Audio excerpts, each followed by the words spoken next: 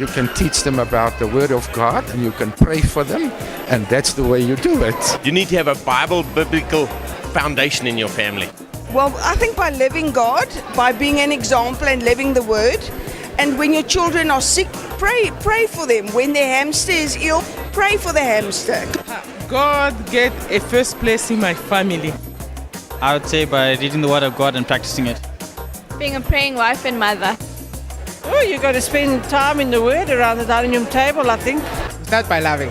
I think God is already in our families, just acknowledging and accepting His presence. Yes. You have to accept God in everything. So once you accept God, He'll come to you eventually. By reading the Bible and bringing them to church and just loving them, giving them lots of love. Every day, just hold on to His Word and His promises.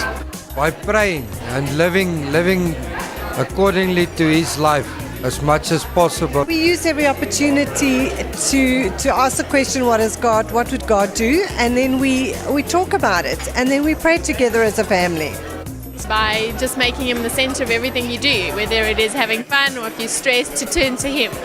And already now, with Trinity being small, already starting to pray over her and sing Christian songs to her and tell her about Jesus, even though she doesn't understand it yet. How I live my life when I'm around them. So, I think through my example.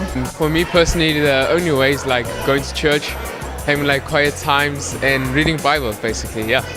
Just to pray, just get down and pray and say, God, you need to work at it. And then also hope that I'm used as the vessel, my example, and I just pray that my example actually shines out. Well, we should be praying together, we should be reading the Word together. Definitely, I think those are the two most important things. By reading Bible and having God time at home.